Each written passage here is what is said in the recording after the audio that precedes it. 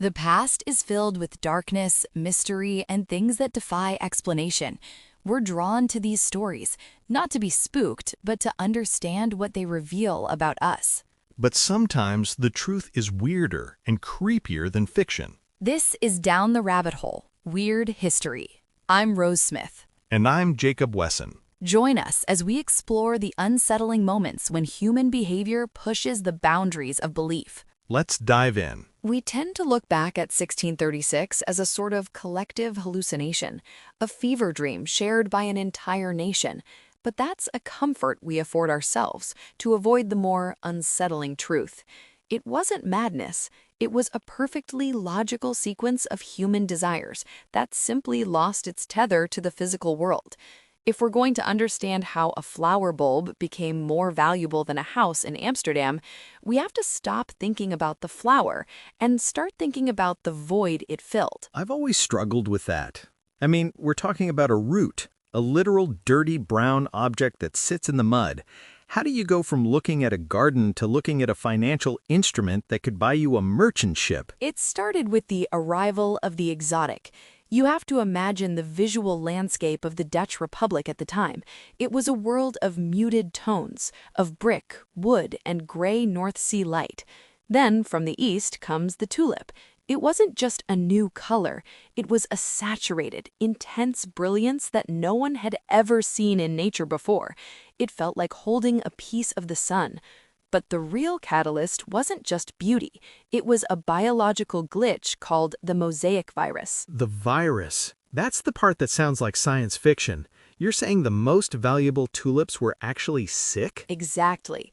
The virus caused what they called breaking. It created these unpredictable, jagged streaks of crimson or white on the petals.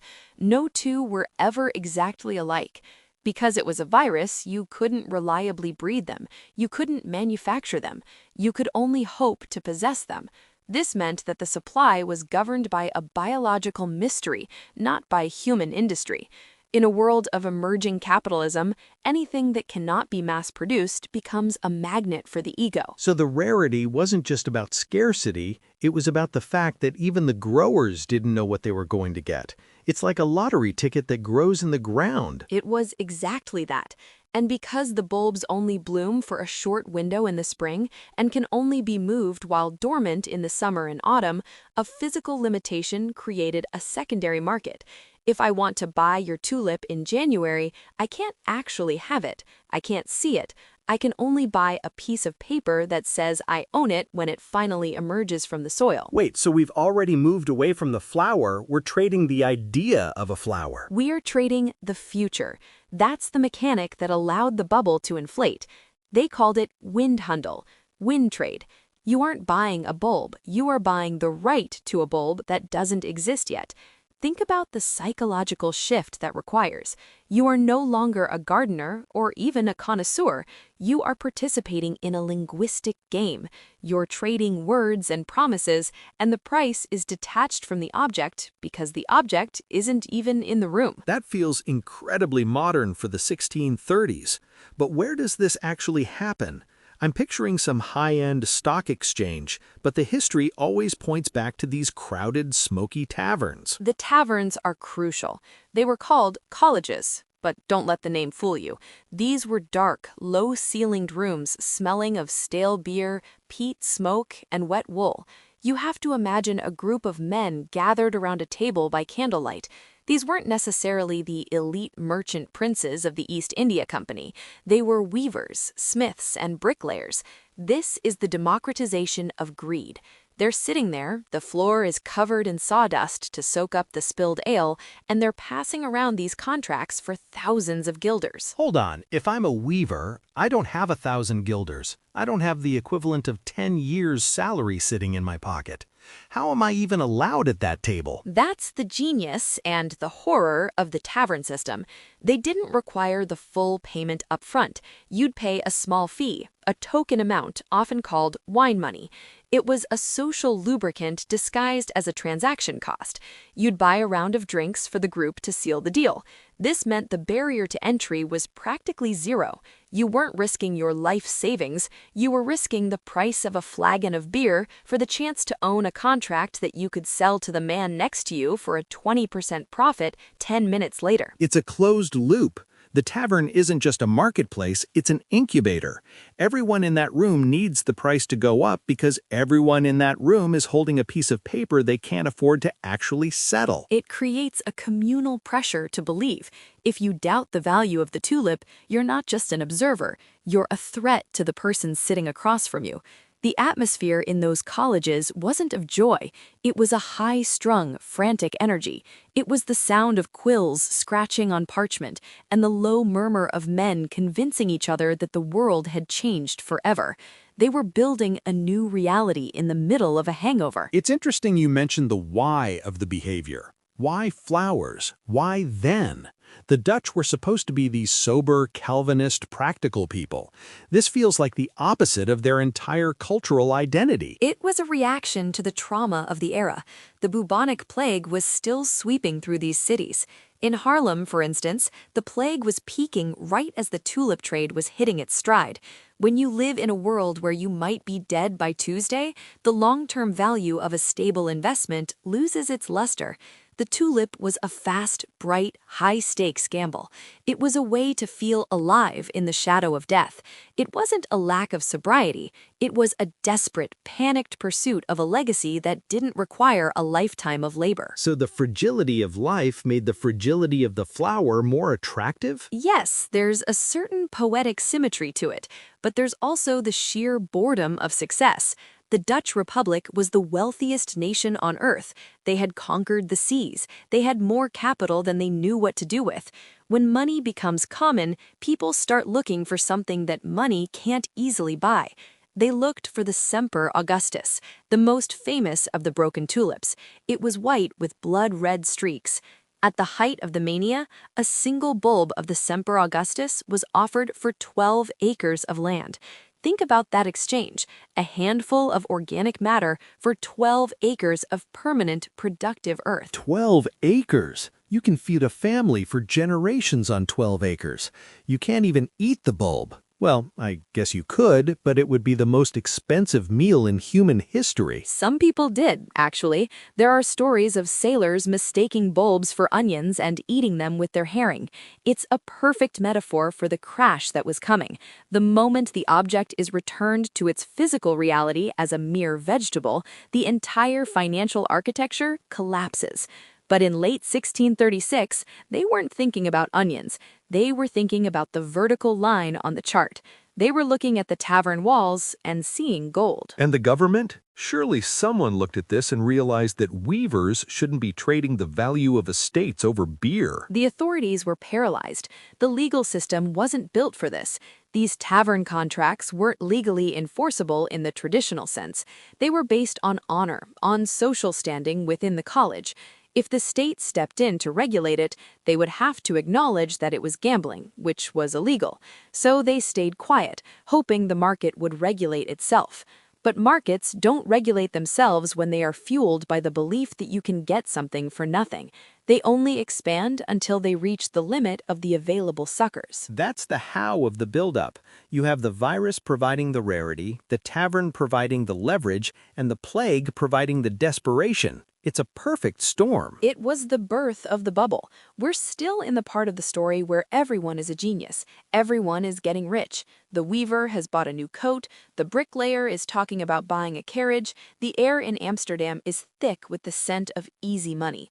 But the problem with the wind trade is that eventually the wind changes direction. And in February of 1637, in the city of Haarlem, the wind didn't just change directions. It stopped blowing entirely. We'll be right back with part 2. Now would be a good time to hit those like and follow buttons as well as leave a comment. We need your help to continue bringing you stories like this one. Now let's get back to part 2. We often look for a grand catastrophe to explain a market crash, a war, a fire, a king's death, but the end of Tulip Mania began with a silence. It was a Tuesday in February 1637 in a tavern in Haarlem. A man stood up to sell a lot of relatively common bulbs. He asked for a price that was standard the day before, and for the first time in months, no one said a word. That's it? No one panicked? No one screamed? No, just a lack of bidders. It was a realization that traveled through the room like a cold draft. The person sitting next to you wasn't a buyer anymore. They were a competitor trying to find their own exit. Within hours, that silence turned into a low-grade hum of anxiety, and by the next day, it was a roar. The prices didn't just dip, they vanished. There was no market because there was no floor. What happens to the contracts? If I'm holding a piece of paper that says I owe you 5,000 guilders for a bulb that is now worth 5 guilders, what do I do? You do what every person in a collapsing system does. You try to pretend the contract doesn't exist. The honorable tavern system disintegrated instantly. Men who had shared ale and toasted their future wealth the week before were suddenly looking at each other through the lens of litigation and ruin. The weavers went back to their looms, but now they were burdened with debts that would take 3 lifetimes to pay off. The social fabric of these small Dutch towns didn't just tear, it shredded. And the bulbs? The actual physical things in the ground? They kept growing. Nature doesn't care about the market structure. In the spring of 1637, the tulips bloomed just as they always had. The Semper Augustus opened its petals, showing those beautiful, viral, blood-red streaks. But no one wanted to look at them. To look at a tulip in April 1637 was to look at a monument to your own stupidity. People were reportedly trampling their own gardens in a fit of rage. The flower had become a symbol of shame. I keep thinking about the human wreckage you mentioned. We talk about it in terms of guilders and percentages, but what does it look like for a family in 1637? It looks like a quiet house. It looks like a man realizing his children won't have an inheritance because he traded their future for a broken bulb. There were suicides, though perhaps not as many as the legends suggest. The real wreckage was psychological. It was a loss of trust. The Dutch had pioneered the idea of the joint stock company and the modern stock exchange.